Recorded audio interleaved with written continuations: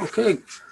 Good afternoon and welcome to this Bonjour, second panel of our conference. bienvenue à ce deuxième panel de notre conférence sur le rééquilibrage stratégique des États-Unis vers l'Asie. Je m'appelle Jonathan Paikin, professeur en sciences politiques à l'Université Laval à Québec. Before we turn to the second panel, I would like to remind you that you can always click on the bottom of your screen if you would like to have a translation. This whole conference is simultaneously translated, so that's pretty cool. So this morning we had a great discussion about the US strategic pivot. We talked about how it evolved under President Obama and President Trump. We also talked about how major US allies in the Pacific responded to the pivot, as well as how European countries dealt with it. So now we turn to the second panel. Yann Breault est professeur au Collège militaire royal de Saint-Jean. Il sera le modérateur. Yann Breault is assistant professor at Royal Military College of Saint-Jean. He will be the moderator of the second panel, which will be ending at 2:15 p.m. and will be followed by some closing words from me. Without further ado, here is Yann to present the second panel and the speakers, the panelists. You have the floor, Yann. Thank you very much for inviting me, Jonathan.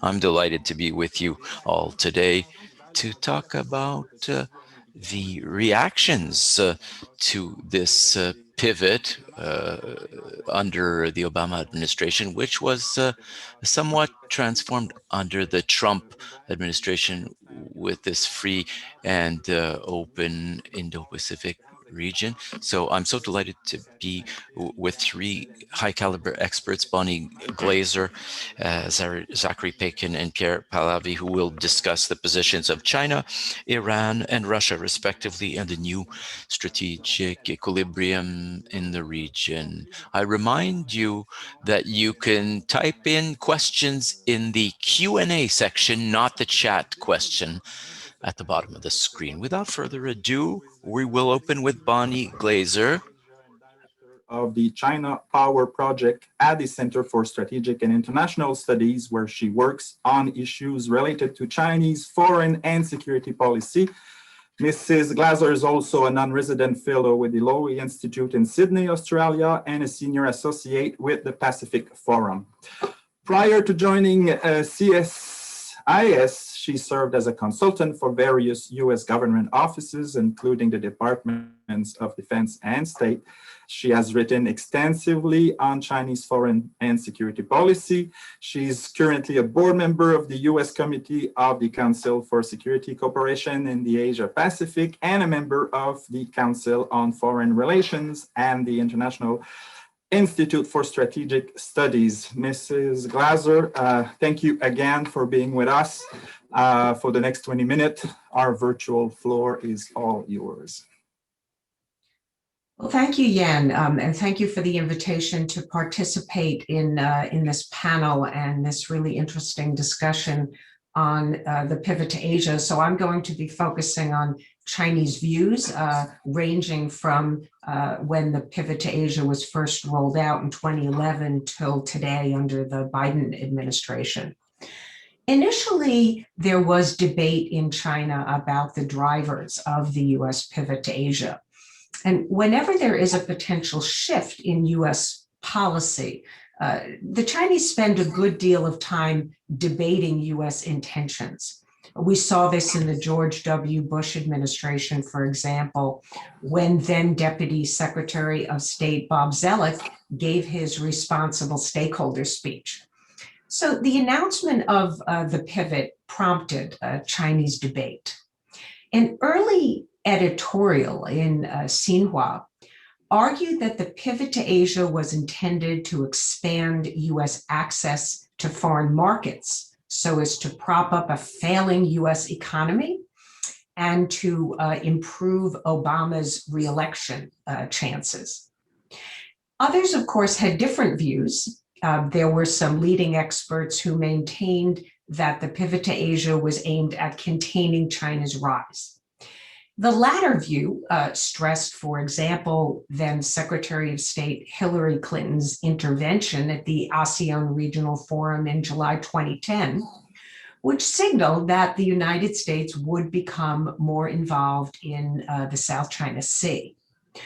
Over time, as I will discuss, the view that the pivot, the rebalance, and eventually the free and open Indo-Pacific strategy are all aimed at containing China's rise. So this view has gained currency over time. It is the dominant assessment today. Notably, however, I think that there is continuing debate in China about how China should respond to this strategy by the United States. So when the pivot was first rolled out in 2011, China was in the run-up to its leadership transition, which took place in November of 2012. And so combined with the fact that China was continuing to debate and assess US intentions and the significance of the pivot, China's reaction was somewhat muted and restrained in the final year of Hu Jintao's rule. The first clear indication of China's policy response was October 2013, when there was a periphery diplomacy work conference in China. And that emphasized that ensuring China's vital interests on its periphery is a priority. And Xi Jinping gave an important speech at this periphery diplomacy work conference. And I see really three major messages coming out from that conference. The first was that strengthening relationships with all nations on China's borders was an important priority for Beijing. Secondly, Xi Jinping emphasized that China's neighbors should be allowed to benefit more from China's economic growth. The third message was really not prominent in the public version of the speech, which of course the entire speech was not made public. It was summarized in Chinese media. But I think the third message was that China should use its leverage to gain deference from China's neighbors and also to deter them from challenging Chinese interests. So I disagree with those who have portrayed the significance of this periphery diplomacy work conference as primarily or only aimed at reassuring the region. There was one source who told me at the time that Xi Jinping had said in this internal speech that China needs to keep its neighbors off balance and use surprise to China's advantage. And in fact, this is exactly what China put into practice in November of 2013, after the holding of this conference, when it announced an air defense identification zone in the East China Sea, and when China deployed its Haiyan-Shiyou 981, which is an oil drilling rig in Vietnam's waters in May of 2014. So China was rhetorically reassuring its neighbors, but in its actions, it was also warning them not to align closely with the United States and its pivot to Asia, and not to challenge Chinese interests.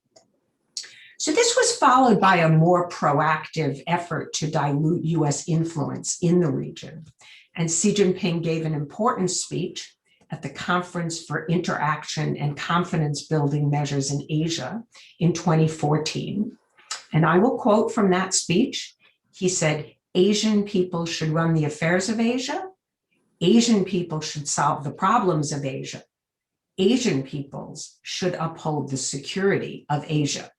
Asian people have the capability and wisdom to achieve peace and stability in the region through enhanced cooperation." And in that speech, Xi Jinping proposed the creation of a new Asian security architecture, presumably with China at its center. And then China launched the policy of pivoting westward, wherein China sought to diversify its relationships beyond just maritime East Asia by cultivating closer relationships with Russia, with the European Union, and with nations in Central Asia. this policy was actually the roots of what later evolved into the One Belt, One Road initiative, or Belt and Road Initiative. So there are three schools of thought about the US pivot or rebalance to Asia that a Chinese scholar wrote about in 2017. So I want to briefly outline these schools. I think they're really interesting. The first one says that China's rise to almost superpower status has required the US to undertake this pivot to Asia to preserve its own global position. But that school of thought says that the US really doesn't have the economic or mobilization capability to sustain the pivot, and it won't be able to contain China's rise. So the prescription there is China should remain alert or vigilant, but should avoid overreacting. The second school of thought views the pivot as aimed primarily at containing China, but also having the broader goal of responding to the growing importance of Asia globally and rebalancing US foreign policy to account for Asia's increasing significance. So the policy of this policy prescription of this school is similar: defend Chinese interests, but also avoid overreacting. China should remain calm, but it should demonstrate resolve, as well as avoid taking actions that might drive regional countries to join the United States in this pivot, or that might evolve into an anti-China coalition. The third view is a little bit more alarmist.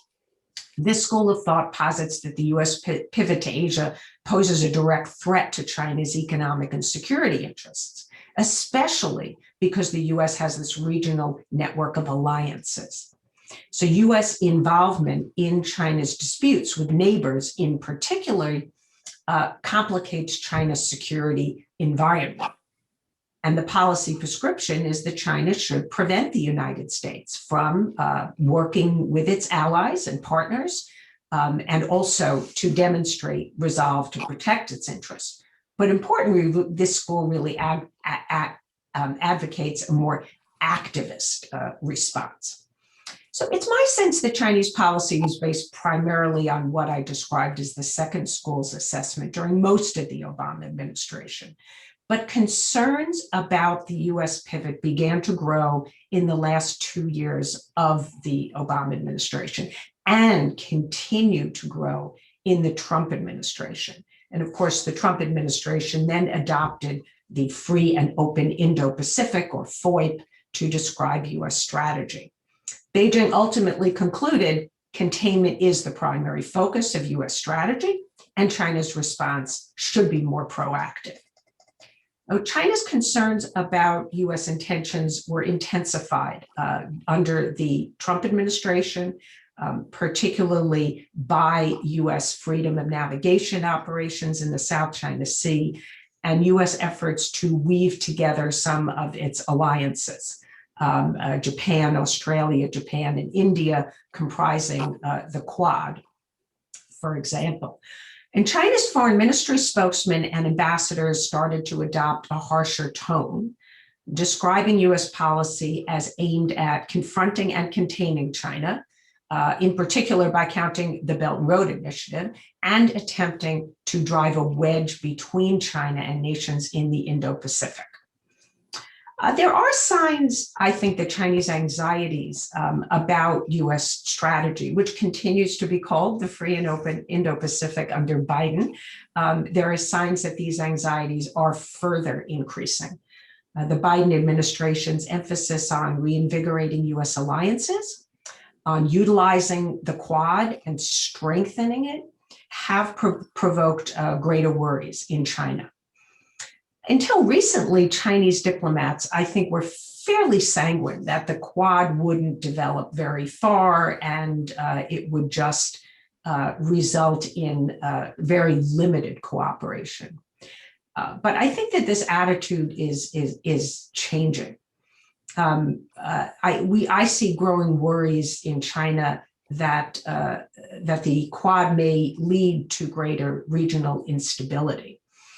One Chinese report argued that these four countries this was originally in 2019 when they were less concerned. One Chinese report argued that the four countries would pursue their individual interests rather than collective gains, and thought that the BRI, as long as China was implementing the BRI well, that they really didn't have much reason to worry.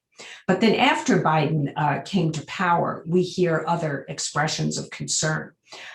Their Foreign Ministries Institute, for example, there's the executive vice president there, Ranzongza, recently described Biden as very familiar with the rebalancing policy from the Obama era.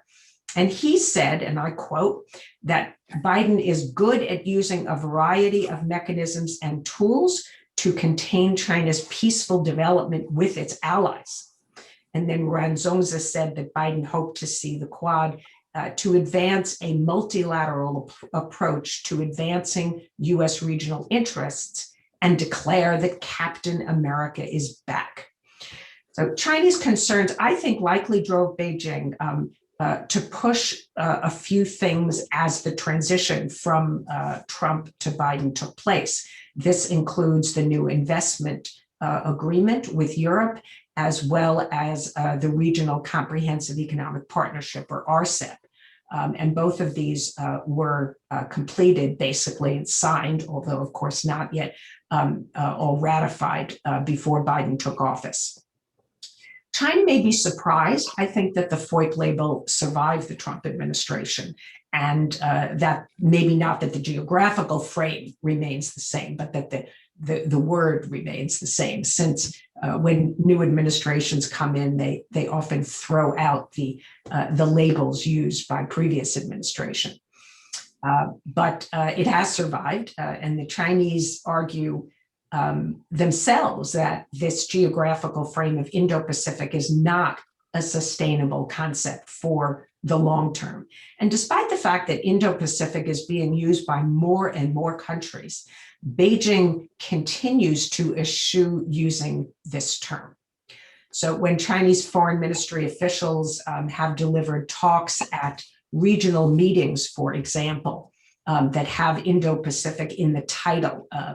For example, there was a meeting in Indonesia in 2019, and Chinese officials who spoke at that conference used the phrase in Asia-Pacific instead of Indo-Pacific. When Chinese Foreign Minister Wang Yi was asked to comment on the paper that was released by ASEAN in I believe it was mid-2019.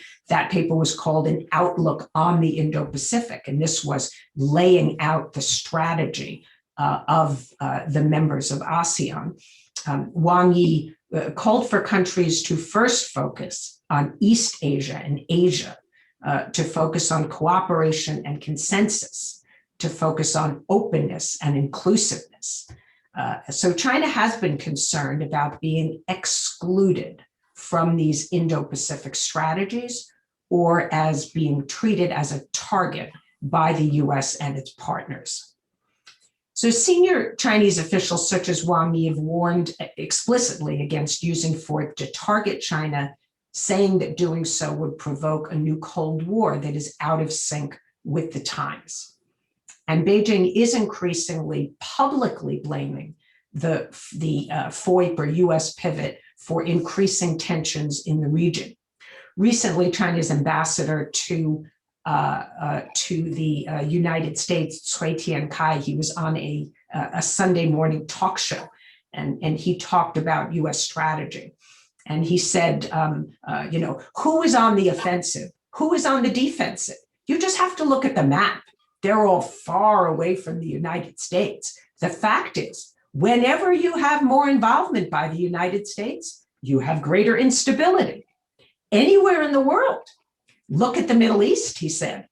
Look at some other places in Latin America. It's so obvious that when you are rebalancing or pivoting, whatever the word might be, there is more instability in that region. So this is a really tough statement, and actually much tougher than we have heard from the Chinese previously. Also quite uncharacteristic, by the way, for China's ambassador Cui, who usually is more moderate. So today, China's really, I think, more concerned about the military and diplomatic actions of the US and its strategy than in the economic realm. The withdrawal of the US from the TPP, the Trans-Pacific Partnership, in 2017 eased pressure on China. And the Chinese have signed their own free trade agreements with South Korea and Australia. Now, of course, the investment agreement with Europe and RCEP. And China views its Belt and Road Initiative projects as a source of leverage. So the Trump administration's plan to compete with BRI to provide alternative sources of financing for infrastructure really didn't amount to very much. And now on top of this, China's COVID-19 diplomacy, its PPE, its vaccines that it is giving to countries in the region and around the world are also seen as a useful tool in competing with the United States in the region. So China sees advantages in the economic realm. Diplomatically, there's a bit of adjustment in China's policies. China has tried to stabilize its relations with Japan, which we know deteriorated sharply beginning in September 2012. This has been very gradual, of course. A Xi Jinping visit to Japan was postponed in part due to COVID-19. China's worked assiduously to woo South Korea and weaken the US-ROK alliance. It certainly has exploited opportunities that were created by growing friction under the Trump administration between Washington and Seoul. China's strengthened ties with North Korea. Xi Jinping has had 5 summits with Kim Jong-un between March 2018 and June 2019. China has prioritized improving ties with Southeast Asia. We've seen Wang Yi has visited 9 out of 10 ASEAN countries just in the last 4 months alone. So these diplomatic moves are consistent with broader Chinese foreign policy objectives, but they may also be a result of growing Chinese concerns about US foreign strategy and US efforts to promote the Quad and the Quad Plus. I think I'll close just by saying something about Taiwan. I think the most dangerous aspect from China's perspective about US policy toward the Indo-Pacific really is its policy toward Taiwan. The pivot or rebalance did not reposition Taiwan within the US policy toward the region. Strengthening of defense ties with Taiwan really took place below the radar. There was no major shift in the US One China policy during President Obama's presidency. But under Trump, there were breakthroughs, both in the executive branch and in Congress. Trump sold new F-16s, precision-guided air-launched cruise missiles, coastal defense cruise missiles. The Obama administration had not explicitly included Taiwan in its pivot or rebalance strategy, but the Trump administration did. In June 2019, the Defense Department issued a very important paper on the Indo-Pacific that highlighted Taiwan's role and called it a country for the first time ever in a US official document. There were joint US-Taiwan military exercises and other operations that used to be kept under wraps that were made public under Trump. And the US promoted high-level contacts with Taiwan. And in its final days, the Trump administration eliminated its restrictions on contacts with US officials. So since Biden has come into office, I think there really are no signs that the administration will continue the practice of using Taiwan as a weapon against China, but it has signaled that it will continue firmly supporting Taiwan. And in the words of the Biden State Department, US support for Taiwan remains rock solid. So going forward, as China observes and assesses US strategy toward the Indo-Pacific region, its greatest concerns will be US policy toward Taiwan and the potential US effort to forge a coalition of countries or several coalitions of countries that could hamper or damage Chinese interests going forward. I will stop there, and I look forward to hearing my other panelists and engaging in the discussion.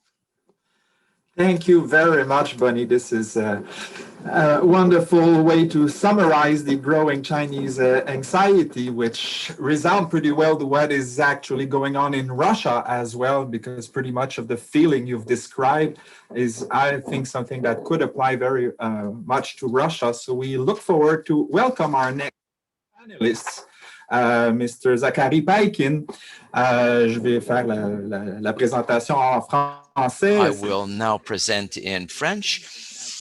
He holds a PhD from Kent University in Canterbury. He's a researcher in EU foreign policy at the Center for European Policy Studies in Brussels.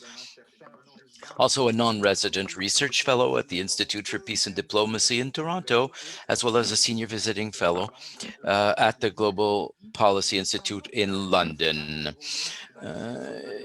He additionally holds expert affiliations with the Minsk Dialogue and the Canada-Russia Research Initiative based in Victoria. His research is mainly on the relationships between the large powers, great power rivalry, etc. He has been published by leading think tanks, including the European Council on Foreign Relations, the Royal United Services Institute, the Russian International Affairs Council, LSE, and so on. It is a great pleasure to have you with us today, Mr. Paikin. You have 20 minutes, and you have the floor, sir. Thank you very much, Yann. It's a great pleasure to see you all. Thank you for inviting me to be a part of the panel today. Thank you for Jonathan Paikin, as a director here, and I'm delighted to be here as a collaborator. And the relations between the large powers is a topic that will become more and more important and relevant in years to come, quite certainly. So thank you all for being with us today. The benefit of most panelists throughout the conference, I think most people here are Anglophone, so I will deliver my remarks in English if that is all right with everyone. I'll just begin today with a conceptual discussion, if you will, to provide the adequate context to understand Russian foreign policy. I'll pivot from there, no pun intended, or perhaps pun intended, to various dimensions of understanding Russia's so-called pivot to the east and various forms that it's taken. And from there, I will discuss some of the implications for Canadian foreign policy and geostrategy that we might be able to dwell upon as well. So first of all, three things that I think, there are many things to know, obviously, about Russian foreign policy, but three of them that I would particularly point out that are relevant for this discussion. Number one is the importance of great power status in Russia's sense of self and as an important aim of its national foreign policy. And this has been present in Russian foreign policy for centuries. Its roots go all the way back to the beginning, effectively, of modern history with the fall of Constantinople, which left Russia as the only independent Eastern Orthodox power remaining at that point in time, at which point afterwards you saw Ivan the Terrible, Ivan Grozny, become the first to name himself Tsar. Tsar, of course, being a translation of Caesar, and so obviously that led to natural tensions and seeking a sort of equality with the Holy Roman Empire at the time. So this desire for great power status being recognized and for a sense of equality with other European powers goes way back. It continued throughout the era since the mid 18th century, when Russia was welcomed as a fully fledged great power within the European balance of power system, and then continued after World War II and into the contemporary era when Russia, then the USSR, was one of the founding members of the United Nations and the UN, and a permanent member of the UN Security Council, which is, in its view, the international order that reigns until this day. And it's worth noting that in the context of the post-World War II context, unlike earlier in modern history when we saw Europe effectively be the main other against which Russia measured itself, the United States after World War II becomes the primary other. And so at that point in time, Russia's great power status, or its seeking great power status, is a journey that takes place primarily, by and large, after World War II in a global context and at the global level, rather than exclusively at the European one. Zachary, sorry to interrupt, just to give a chance to our translator to properly translate your excellent presentation. May I ask you to proceed a little slowly? So, second of all, is the question of norms. And in the Russian worldview, norms matter.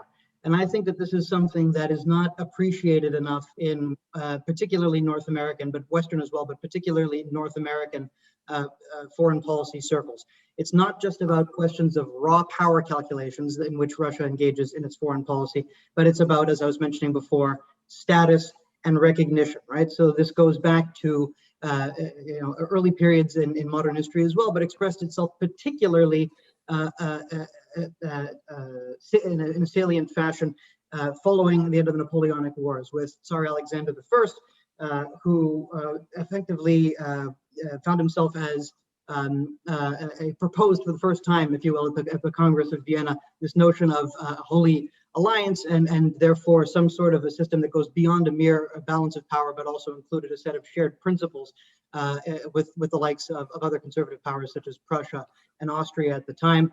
And then the norms that are associated with the post-World War II order, having sacrificed 27 million of its own citizens in World War II. This is something that is very important to Russian foreign policy, is this notion of playing a role, a leading role as a great power, but that's a question of status and of norms. It's not just a question, therefore, of raw power calculations.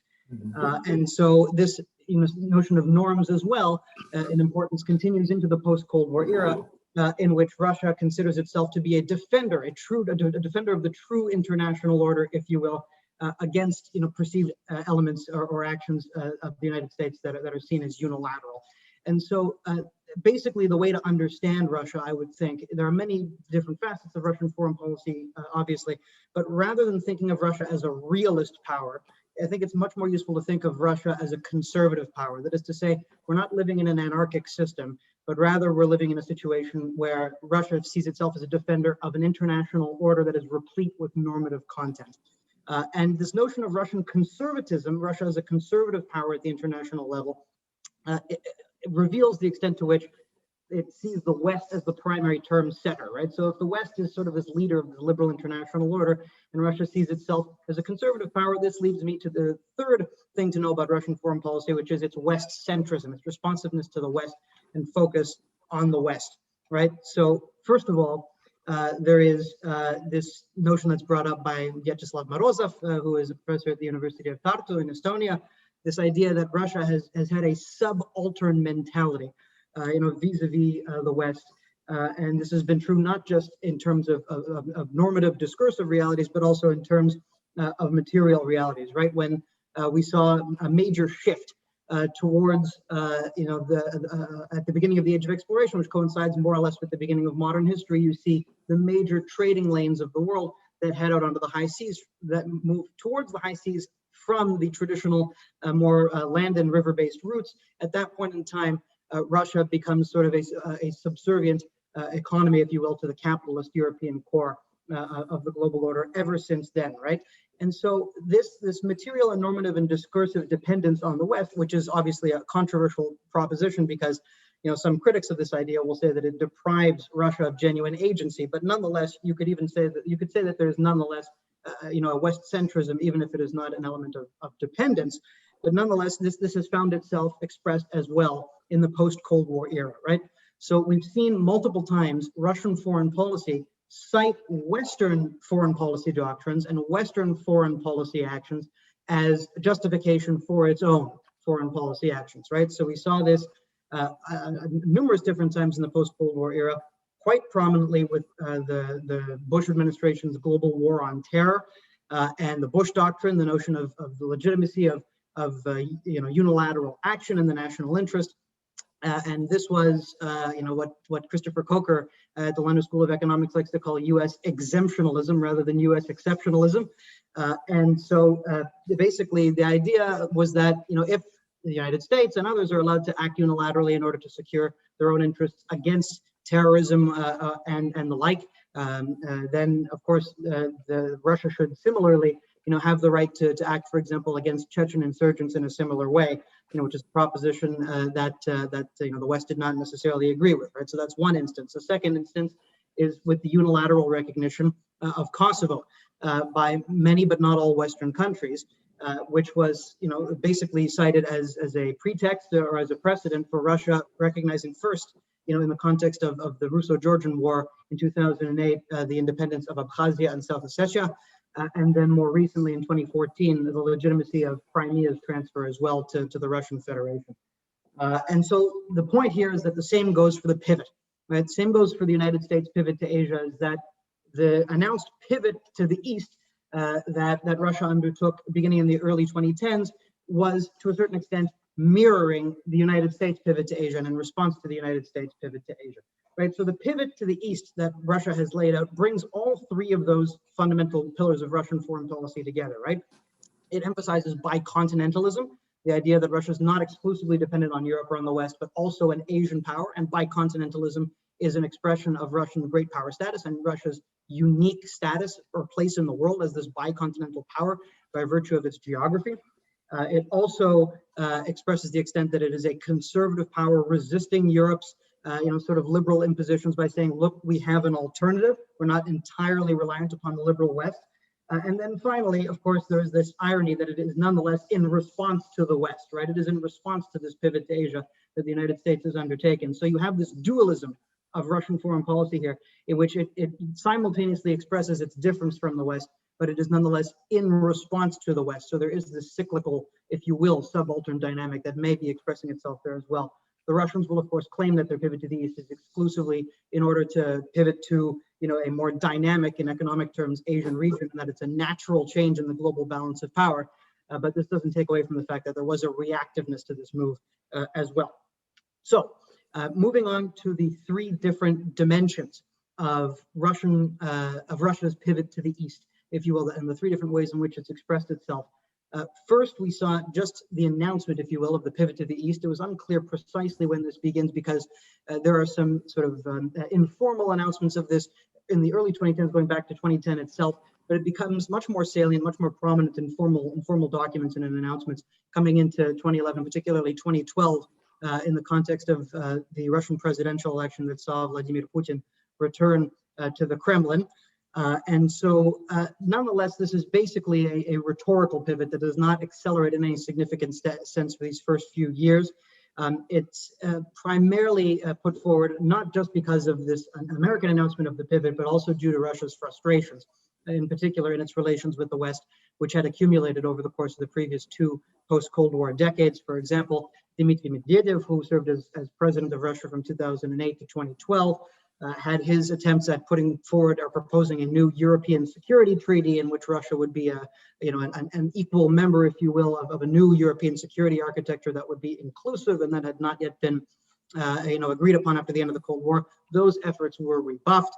And then, of course, in 2011, in the autumn of 2011, there was the intervention across 2011, there was the intervention of NATO in Libya, which NATO saw as, Western powers primarily saw, for the most part, as having a humanitarian mission, and which was approved by the UN Security Council, but which Russia and even other certain Western countries did not see as legitimating regime change in Libya.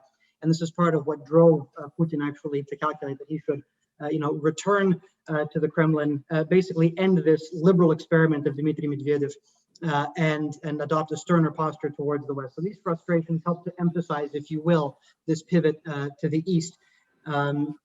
This is followed after the 2012 election in Russia, presidential election, with the emphasis in Putin's new term, his second sort of come around in the Kremlin. The emphasis is placed on this newly launched Eurasian Economic Union, which is not formally signed until later, until 2014, 2015.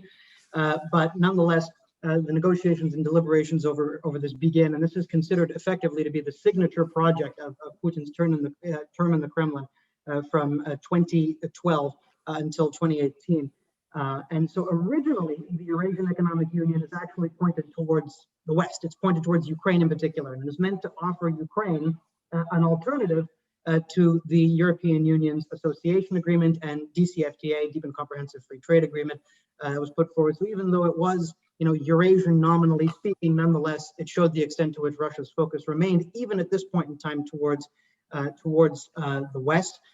However, given the events in Ukraine in 2013, 2014, and the crisis, that has been situated there ever since, and the territorial integrity of the country that's been compromised, and the sanctions that have been imposed by the West upon Russia, at that point in time, Russia realized that it had little option but actually to emphasize more the eastward vector of its foreign policy. And the Eurasian Economic Union at this point in time then genuinely takes on a more Eurasian orientation, if you will.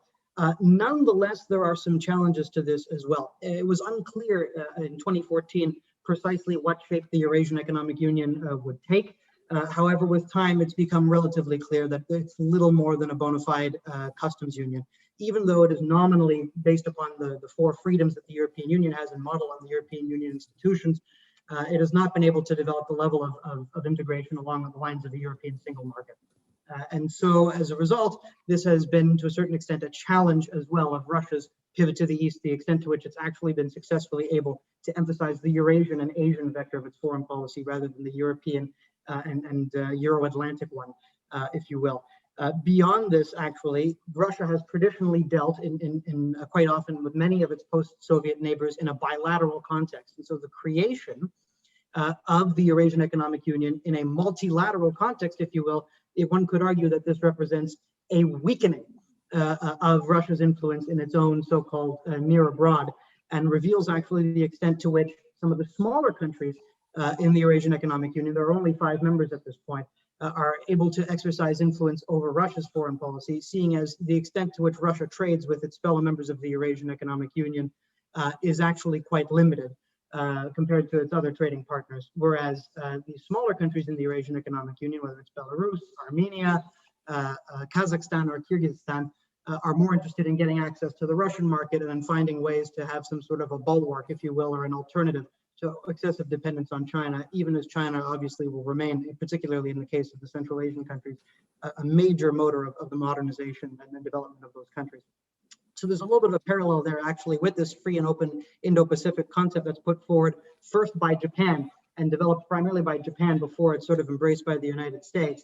You see a similar thing here where the Eurasian Economic Union is to a certain extent more of a Kazakh initiative in many ways than it is a Russian one. And beyond this, moving beyond these two first vectors of Russia's pivot to the east, first the announcement of the pivot, and then the development but stunted of the Eurasian Economic Union, is this new vision put forward a couple of years after the beginning of the crisis in Ukraine, most prominently by Sergei Karaganov in the pages of Russia and Global Affairs, which is basically the Russian equivalent of Foreign Affairs, in which he puts forward this notion of the greater Eurasian partnership, or a vision of a greater Eurasia.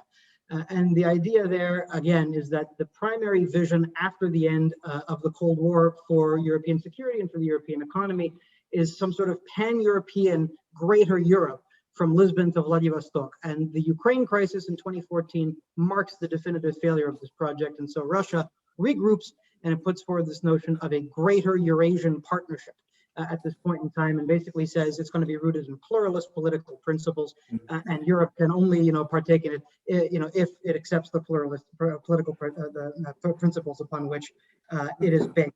May I invite you, Zachary, at this point to come up with your concluding remarks, since we're a little short of time. Oh, yeah, I didn't realize we're so short on time. Okay, so my apologies. So I'll just skip ahead here to what this basically shows at this point in time is that the Great Eurasian Partnership is to a certain extent a dependence upon China, right? It reveals the extent to which Russia has, little option without Ukraine, as Zbigniew Brzezinski has often said, that without Ukraine, Russia is not a general great power, not a major empire.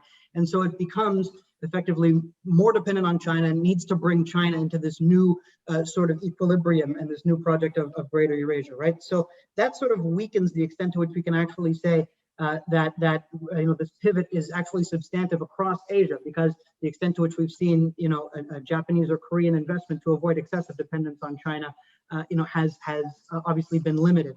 the extent to which that Russia's been able to develop other vectors of its Asian policy has also been limited. I mean, its partnerships with India and Vietnam are long-lasting and long-standing, but that is not necessarily, they're simply used instrumentally, if you will, to avoid excessive dependence on China. Not that excessive dependence on China will lead to a definitive junior partner status per se, but it just shows the weakness overall of this overall pivot to the east that we've seen from Russia. And so it shows that Russia right now finds itself in an interim state, effectively right now. That sounds like a very nice concluding point, Zachary.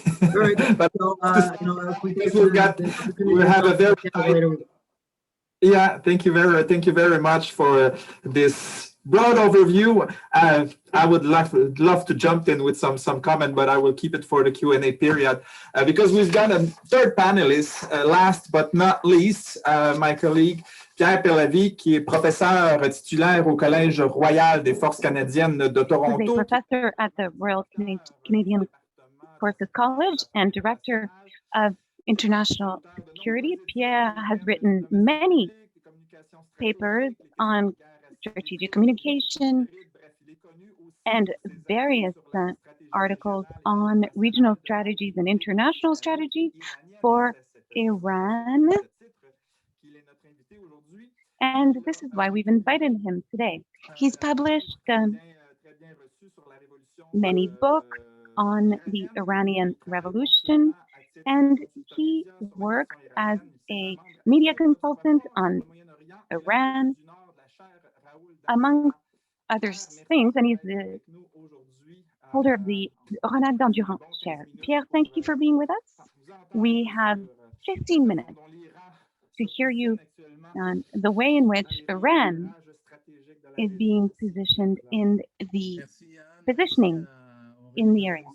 Thank you to the network. Thank you to Jonathan Paikin for the invitation and for organizing this despite COVID or not. Space, but I will try my best to stay within those 15 minutes that are allotted to me.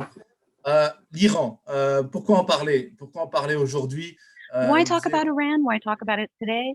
You may have seen that as of today, Iran was in the papers, including because of the American strikes in Syria. Not a day or a week goes by without them making the front page of the paper. And I think it's a good way to round up this panel. So the Asian pivot, rééquilibrage stratégique vers l'Asie repose this repositioning towards Asia for the Middle East is based on a bet. It's a gradual disengagement from the Middle East to recenter on the eastern parts of the continent. And this also involves promoting a Middle East system that has more stakeholders than in the past. And of course, this goes hand in hand with another bet that may be more ambitious, which is to reintegrate Iran in the Middle East group. And without the reintegration, there is no stability possible. So as has been said since this morning, the basis of this refocus for the Middle Eastern policy for the US are visible. As soon as Obama takes office, you can read between the lines as well in the speech made in Cairo called New Beginnings in 2009, when Obama asked Washington and the Arabian states to redefine their relationship. And he also opens the door to an interaction with what he calls himself moderate Islamists. And this is also part of a policy that's begun at the time. It's the open hand to qui est inaugurée en mars 2009, donc à peu près of Iran, which began in 2009, March 2009, and within this policy, Obama asked us to open a new chapter in the Iranian-American partnership and to begin a partnership with Ali Khomeini. From the beginning, from the outset, this ambition, this bet to restructure Iran-US relationship is a problem, including the election of Ahmadinejad, which was challenged, his intransigence, and the discovery by IOA of a secret nuclear station in 2009. In 2010, Iranians discovered a program that was implemented by the US and Israel to neutralize Iran's nuclear program. In 2010, Iran refuses the negotiations for medical isotope or expanding negotiations. And by 2010, 2011, we feel like we've come to a head when many sanctions are imposed on Iran. Par un phénomène géopolitique d'une importance considérable, c'est le printemps arabe de 2011, dont on fête aussi les 10 ans. There's also the Arab Spring. Il s'accompagne d'un certain nombre de développements intéressants pour l'Iran, je dirais même davantage, il fournit des avantages intéressants pour Now this provides interesting benefits to Iran among the disappearance of a few Arab leaders, par exemple Hosni Moubarak en Égypte, Mubarak in Egypt, d'autres dirigeants, d'autres régimes mieux disposés à l'égard de la République islamique, comme par exemple is someone that they would be happy to see gone and rather have Mohammed Morsi's Egypt.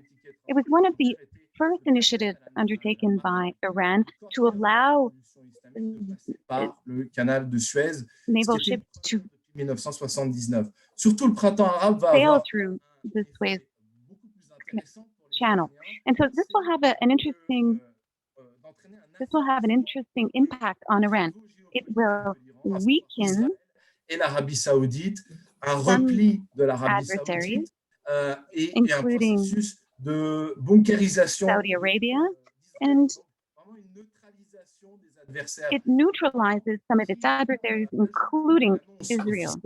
Du pivot asiatique en 2011 par le président Obama, donc l'annonce que les États-Unis vont se So Obama then announces that the US will disengage from the Middle East to focus on the eastern part of the continent. And all of this is great news to Iran, who sees it as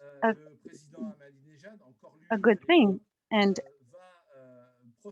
the president, Ahmadinejad, proselytizes at the time and promotes a new Middle East, a Middle East that's more beneficial to Iran. Since the Americans were thereafter more interested in the Far East. And therefore, starting in 2011, the Iranians will take advantage of that disengagement to develop a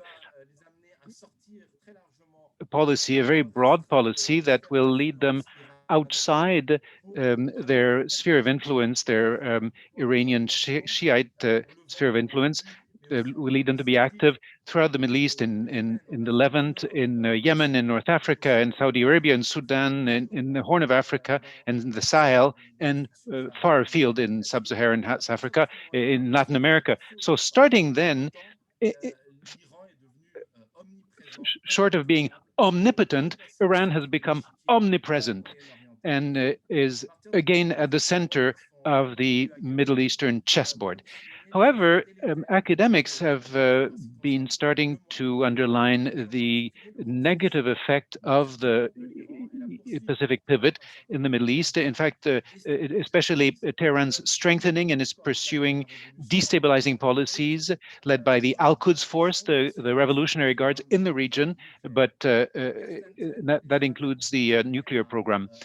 But nonetheless, the Iranians will keep seizing the momentum created by the Pacific pivot and the Arab Spring, and will also ride the coattails of a number of other events. The election of Ayatollah Sandrani at the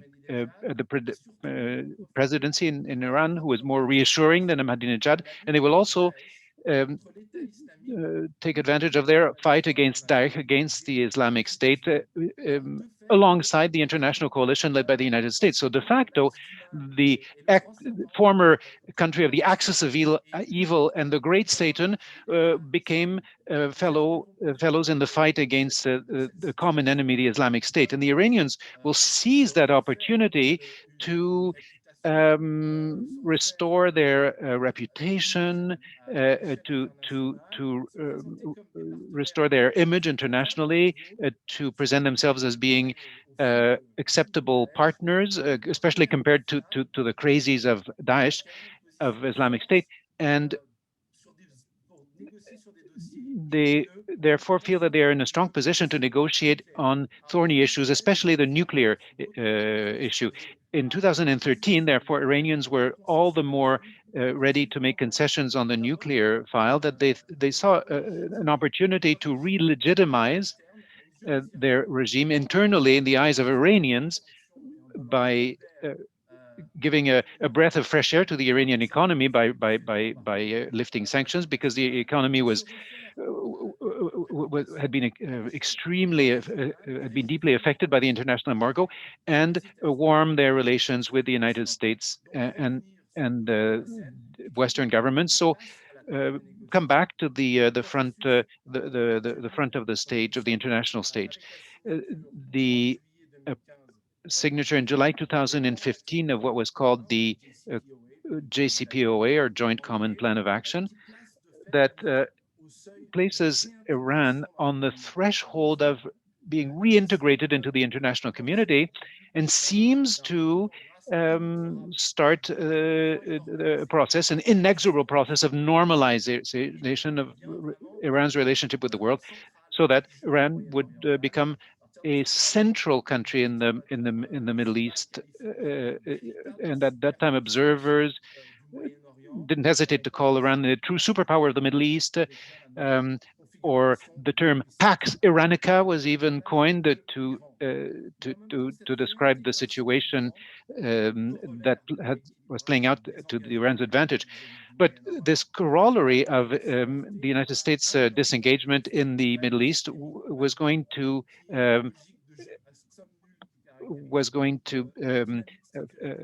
be countered by a major obstacle, the zero-sum game logic in the Middle East. What is that logic? Which is that any benefit to Iran will be automatically interpreted by Israel and by Saudi Arabia as being a failure and a loss for them, as being a dead loss in terms of their own interests. In other words, Israel and Saudi Arabia will see warming relationship between Tehran and Washington as a challenge to their own privileged relationship with the West and with the United States in particular. And what are they going to do? Well, from the outset, right after the signing of the 2015 nuclear accord, they did everything to reverse the effects of the Pacific pivot and re-engage the United States in the Middle East by sending out a distress call that is perceived by Donald Trump, and we know what comes next: the adoption of the Trump doctrine for the Middle East, a remarkable rapprochement between Israel and Saudi Arabia, and the implementation of a maximum pressure strategy, a 360-degree economic starvation and a military pressure strategy on Iran to put the Iranian genie back in the bottle and confine Iran to its traditional sphere. Over the past 10 years, I would say that the restructuring created by America's disengagement in the Middle East and its recentering on Asia has had a number of side effects. the main one being a polarization of the regional power relationships, which is often wrongly being presented as a Shiite-Sunni division, which does, or that does exist. It's an opposition between, on the one hand, Iran, Syria, and to an extent, Iraq and the non-state partners such as Hezbollah, and all that under the benevolent, distant, and prudent patronage of Vladimir Putin's Russia. And on the other hand, Israel and the petromonarchies, the oil monarchies of the Gulf, led by Saudi Arabia, the United Arab Emirates, Bahrain, and all that under the benevolent, distant, and relatively prudent patronage of the United States under Donald Trump, but also the United States under Joe Biden, until we have evidence of the contrary, because so far I haven't seen any major changes coming in those alignments. Generally speaking, the Asian pivot had effects at the scale of the continent. By disengaging from the Middle East, the United States sent a geopolitical message, a geopolitical void message, and that void was immediately filled by Russia and China. At the same time that the United States are pivoting to Asia, the Russians and the Chinese are pivoting to the Middle East. Since 2011, Russia has come back in force in the Middle East with the help of its Iranian partner, which is used as a platform to project influence. And what Zachary was talking about, the restoration of Russia's geopolitical grandeur. And China is penetrating the Middle East, as Wani was saying earlier, by the Chinese strategists very commonly describe Iran as a country that's at the center of everything and as one of the key links in the so-called New Silk Road, which is conceived as a way for China to negotiate strategic partnership with Iran right now. So everything is happening as though the strategic pivot had contributed to ushering in the advent of a Eurasian bloc articulated on China, Russia, and also all the countries that gravitate around the Shanghai Cooperation Organization, including Iran. I would conclude by saying that 10 years after its introduction, the concept of Pacific pivot has been easier to conceptualize in theory than to implement in practice by the Americans. The United States have learned at their expense that, as has always been the case, Iran is a country that cannot be ignored, no more so than the United States can afford to neglect the Middle East. Why not? Because that would involve huge risks. Number one, yield a huge margin of maneuver to Iran to pursue a number of destabilizing policies, or at least policies that run counter to the United States and their partners' strategic interests in the region, and especially the major risk of creating a geopolitical void at the same time that they're laying siege to China. China and Russia are expanding their footprint in the Middle East. And I will conclude with that. Thank you very much, Pierre, for this extremely enlightening tour of the situation related to Iran. So we have a few questions in the question and answer, but first I will take advantage of my status as chair to ask the first question. There is a consensus about the multipolarization of the international system, which at the intellectual level does bring Iran, China, and Russia to convergence. You mentioned the Shanghai Cooperation Organization. From Russia's point of view, it's a major organization. We've seen more and more larger and larger military deployments between Russia and China over the past few years. But the Iranian piece intrigues me. Iran is knocking at the door of the Shanghai Organization for the past several years. It's an observer since 2005, but at this time, there's no question of it being admitted as a member. To hear Bonnie on this, how China views strategic collaboration with Iran. Pierre mentioned there are huge investments in Iran that are being done right now, but how do you, that this is one dimension of the Chinese foreign policy I haven't heard about yet. Could you describe, and to Zachary, how would you see Russia's resistance of having Iran on board within the Shanghai Cooperation Organization? Bonnie, if you may start. Yeah, I'm sorry, I missed part of the question. Could you repeat what you would like me to address? The question was how China relate with the idea of having Iran joining the Shanghai Cooperation Organization, and how would you assess the state of the Chinese-Iranian relation?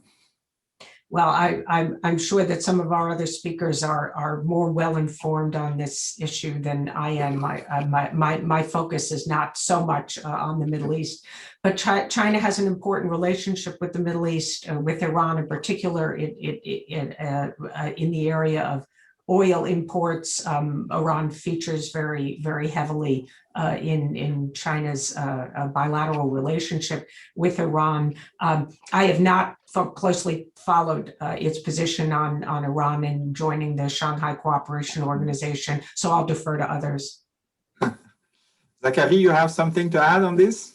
Certainly, yes, and apologies again for going on for too long. I'm just very passionate about the subject, and I can assure you it doesn't happen very often. But the answer to the question is that Russia is generally in favor of anything that makes the international order appear more multipolar. So Russia in general is the force that has been driving the expansion of the Shanghai Cooperation Organization. They were a driving power behind India and Pakistan, both joining as full members back in 2017. So there's a parallel there, perhaps, with both Greece and Turkey being members of NATO. They've managed to bring both Pakistan and India into the SCO. And that shows something very interesting, I think, about the nature of the eastward vector of Russian foreign policy, which is, although the westward vector towards Europe is much more confrontational, at least as of late, Russia has the ability to play the role, I would think, of being a helpful fixer in the Eurasian context far more. And we've seen this, for example, in the context of the recent China-India clashes, earlier in 2020 in Ladakh. In which Russia played an important role as an interlocutor between the two sides in ensuring that escalation did not get too out of control. And so I wonder if this is something that Canada can think about as well. As the global balance of power shifts towards the East, can we maintain our more militarized NATO-based foreign policy when we are engaged in the Euro-Atlantic sphere, and possibly look towards the Asia-Pacific and Eurasian dimension of our foreign policy, perhaps more as a helpful fixer, and talking more about the economic and diplomatic dimensions, and trying to ensure that the current US-China clash, which is becoming increasingly zero-sum, does not erode the rules-based international order and open trading system on which Canada relies so much. And if that is the case, if we can compartmentalize those two facets of our foreign policy, then perhaps there is actually room for strategic dialogue between Canada and Russia, if not in the Euro-Atlantic sphere, then at least in the Asia-Pacific sphere. So it would be interesting if we can think strategically in those terms in Canada, which so far we've been unable to do. Yeah, thank you very much. Talking about cooperation between US and its allies, we've got a question from Yann Weinberg. It's a question for Bonnie. To which extent do you think NATO cooperation with the US military in the Indo-Pacific region exacerbate the hostility with China? And that would directly point in the direction of how Canada should get involved. Well, NATO's involvement in the Indo-Pacific has been fairly limited, although there has been greater attention, I think, paid to China in recent years. Of course, as some of your speakers earlier this morning who talked about France and the UK in particular contributing to some of the military deployments, exercises, freedom of navigation operations in the South China Sea. Yeah, I think that these will continue. But NATO's focus, I think, obviously remains appropriately on Europe. There are issues pertaining to, of course, costs, operational focus and efficiency that I think really require Europe to be more focused, NATO to be more focused on Europe and to some extent on North Africa.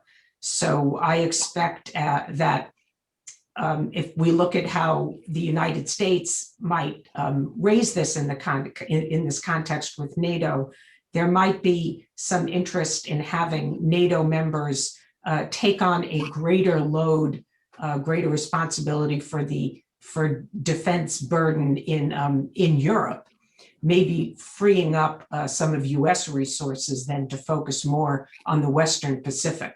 But I doubt that there will be a significant NATO role in the Indo-Pacific. That's just my sense. Yeah, there's another question related coming from Samantha Duchesne regarding the situation with Myanmar democracy. You mentioned how it was important for China to find Asian solution to Asian problem. Any chance that attempt by the West to pressure the situation in Myanmar might contribute to the degradation of the situation? And how do you see the Myanmar crisis right now influencing the situation? The Myanmar crisis really poses challenges, I think, not just for those who want to see democracy continue to thrive in Myanmar, but also for China, because China had actually very good ties with the National League of Democracies, and Aung San Suu Kyi's party, and actually has had a complicated history with the military from Myanmar in the past. So we've seen some very interesting statements come out of China, where they are actually flagging concerns about instability and in encouraging those in power now in the military to calm down the situation and not use violence. So regardless of who rules in Myanmar, China wants to have good relations with that government. So it's really walking a very fine line. It doesn't want to alienate any of the members of Aung San Suu Kyi's government or the military junta.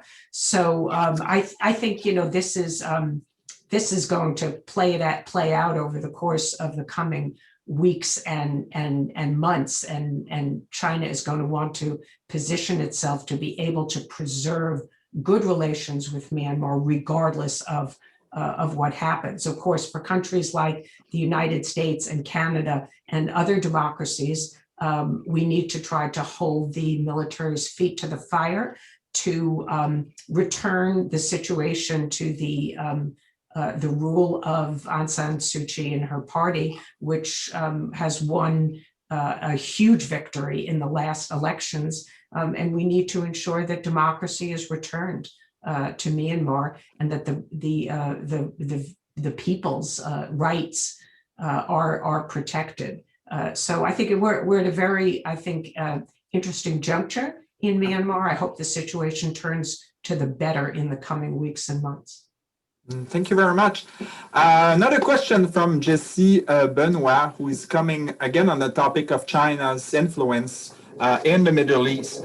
The question is, does this present is becoming a threat for the Russian interests at short and middle terms? How Russian elites generally react about that strategy? Do you see that there is a convergence of view between Iran and Russia on this, or is there a ground for further disagreement? Pierre and Zachary, may you react on? Si je peux juste me prononcer là-dessus, il y a effectivement. On that issue, there is room for creating a fault line between Beijing, Moscow, and Tehran. The Iranian elites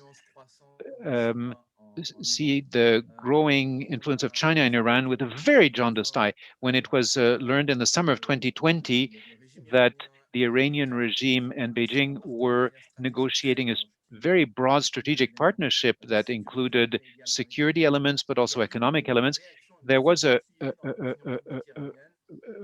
public backlash in Iranian opinion, a kind of a nationalist fever. Iranians denounced the purchase of the Isle of Tish in the Persian Gulf. there was also a backlash against well, this is Iranian paranoia, but we have to take it as it is. Iranians felt that the COVID pandemic had been developed in the city of Qom, in the center of Iran, because of the presence of many Chinese investors and diplomats. So there's a possible backlash, strong backlash, and Iranians are always very opposed to anything that looks like imperialism.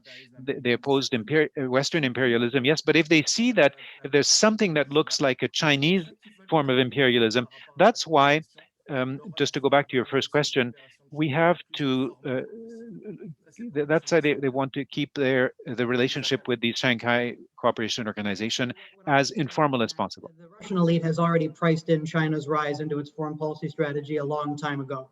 And as I mentioned during my presentation, Russia remains West-centric in the sense that its primary security concerns come from the NATO alliance. So its primary consideration anywhere across the rest of the Eurasian landmass, by and large, that doesn't mean that it doesn't take nuanced positions on certain issues, such as, for example, when it comes to Vietnam and its claims in the South China Sea.